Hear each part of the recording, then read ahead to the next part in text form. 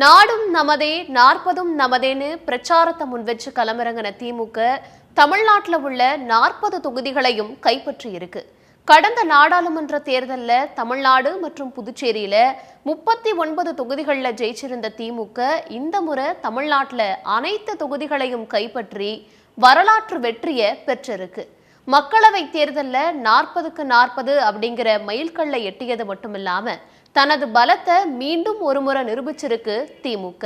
திமுகவின் இந்த வெற்றிக்கு திமுகவின் திட்டமிடலும் கூட்டணி கட்சிகளின் பங்களிப்பும் முக்கிய காரணமா பார்க்கப்படுது. இந்த தேர்தலில் திமுக கையாண்ட வியூகத்தின் பலனாவே இந்த வெற்றி கருதப்படுது. 40க்கு 40 திமுக சாத்தியப்படுத்தியது எப்படி, வெற்றிக்கு கூட்டணி கட்சிகள் கை கொடுத்தது எப்படி, இதையெல்லாம் தான் ஸ்பாட்லைட்ல பார்க்க போறோம். தமிழ்நாட்டில் அனைத்து தொகுதிகளையும் திமுக கூட்டணி வெற்றி பெற்று வரலாறு படைச்சிருக்கு. 2019 மக்களவை தேர்தல், 2021 சட்டமன்ற தேர்தல்களை தொடர்ந்து 2024 மக்களவை தேர்தலையும் வெற்றி பெற்றிருக்கு திமுக. இந்த வெற்றிக்கு திமுக கூட்டணி கட்சிகளை ஒருங்கிணைத்த விதம் முக்கியமான காரணமா பார்க்கப்படுது.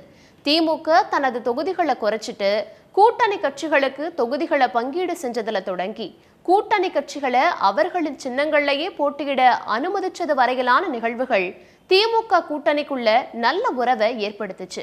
திமுக கூட்டணியில தொகுதிகள் கிடைக்காத கட்சிகளும் திமுகவுக்கு தங்களது ஆதரவை கொடுத்ததையும் கவனிக்க வேண்டியிருக்கு. கூட்டணி கட்சிகளை தக்க வைத்துக் கொள்ள திமுக எடுத்த முயற்சிகளும் வியூகங்களாவே பார்க்கப்படுது. திமுக கூட்டணி கட்சிகள் போட்டியிடும் தொகுதிகளையும் வெற்றியை உறுதி செய்ய பொறுப்பு அமைச்சர்களை நியமிச்சு தேர்தல் பணிகளை மேற்கொண்டுச்சு திமுக தலைமை.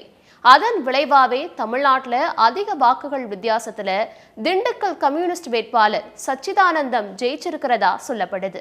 அது மட்டும் இல்லாம கூட்டணி கட்சிகளை சேர்ந்த வேட்பாளர்கள் வெற்றி பெற திமுக செஞ்ச உதவிகள் முக்கியமானதா பார்க்கப்படுது. கொள்கைகள் ஒரு பக்கம் இருந்தாலும் திமுகவின் கட்டமைப்பும் கலப்பணியும் திமுகவின் வெற்றிக்கு ரொம்பவே உதவி இருக்கு.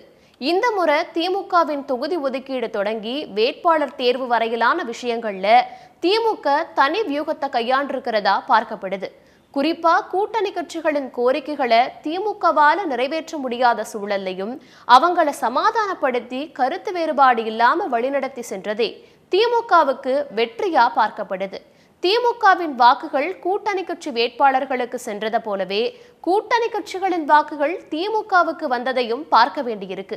இது திமுக மற்றும் அதன் கூட்டணி கட்சிகள் இடையில வாக்கு பரிமாற்றம் நடந்திருக்கிறத காட்டுறதா பார்வை முன்வைக்கப்படுது. இந்த கூட்டணி 2026 தேர்தலையும் தொடரும்னு முதலமைச்சர் மு.க.ஸ்டாலின் பேசினதா வெளியான செய்தியையும் பார்க்க வேண்டியிருக்கு. அதே போல புது முகங்களை களமிறக்கும் திமுகவின் முயற்சியும் வெற்றியை தந்திருக்கு. திமுக தலைமையிலான கூட்டணியில இணைந்த மக்கள் நீதி மய்ய தலைவர் கமலுக்கு கோவை தொகுதி ஒதுக்குவார்கள் அப்படின்னு எதிர்பார்க்கப்பட்ட போது அதை வேறு விதமா கையாண்டதும் விசிக மதிமுகவுக்கு கூடுதல் தொகுதிகள் ஒதுக்காம இருந்ததும் திமுகவின் தேர்தல் வியூகமாவே பார்க்கப்படுது. திமுகவின் இந்த வரலாற்று வெற்றிக்கு திமுக கூட்டணியின் ஒருங்கிணைந்த முயற்சிகளே முக்கிய காரணமா பார்க்கப்படுது.